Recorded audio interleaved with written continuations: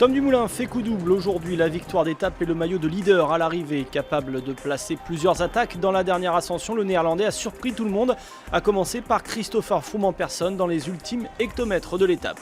Habituellement plus à l'aise dans les chronos, Dumoulin semble être à son pic de forme sur cette Vuelta. Il signe sa 6e victoire de la saison et pour sa première participation au Tour d'Espagne, endosse pour la première fois un maillot de leader sur un grand tour.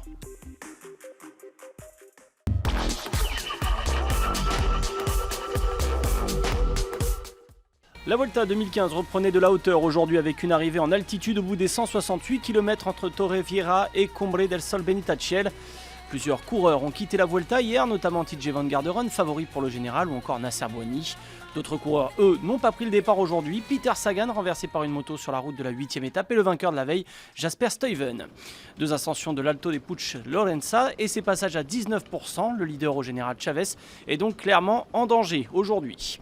On retrouve rapidement 14 hommes en tête de course, beaucoup d'équipes sont représentées parmi les meilleurs grimpeurs susceptibles de faire un coup. On note les présences de Geraint Thomas de la Sky, d'Omar Fraile, porteur du maillot de grimpeur, ou encore de Matteo Catenao, toujours aussi actif, et également deux Français, Maxime Bouet et Alexis Goujard. L'écart avec le peloton monte jusqu'à 5 minutes, mais pas plus. Les Katusha de Joaquim Rodriguez, non représentés à l'avant, font le train dans le peloton. La première ascension de la journée de l'Alto de Puig Llorença, plus courte que la seconde, va faire des dégâts dans le groupe de tête. Omar Fraile, qui veut assurer son maillot, passe à l'offensive et lâche beaucoup de compagnons d'échappée. Il passe d'ailleurs seul au sommet. Un peu plus loin, après la descente, un groupe se reforme dans la plaine. Ils sont désormais 9 à filer vers la victoire d'étape, poursuivi par le peloton rapidement revenu à moins de 2 minutes. À 11 km de l'arrivée sur le plat, Maxime Bouet et Pavel Brut, le russe tente de sortir pour se disputer la victoire. Mais le peloton revient inexorablement et à 4 km de l'arrivée, au pied de la dernière difficulté de la journée, les leaders passent à l'offensive.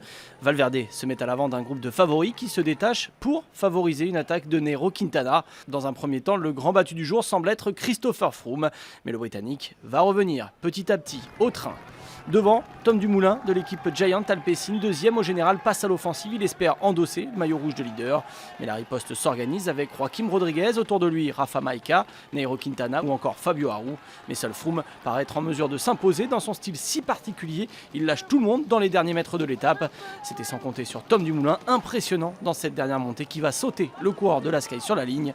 La troisième place revient à Rodriguez. Les autres sont déjà un peu plus loin. Fabio Aru accuse 14 secondes à l'arrivée. Il prend la 4e place.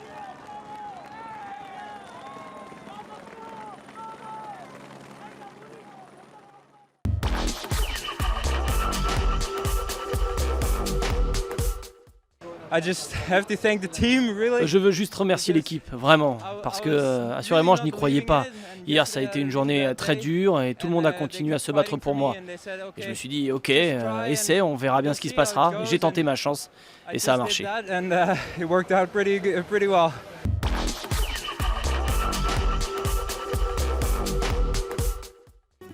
Contraint à l'abandon sur le Tour de France cette année, Tom Dumoulin s'impose enfin sur un grand tour. Les favoris pour le général sont également présents dans les 10 premiers de l'étape avec déjà des écarts, notamment pour Chavez, ex-leader de cette Vuelta qui termine 15e à 59 secondes et qui abandonne sa Tunica, son dauphin.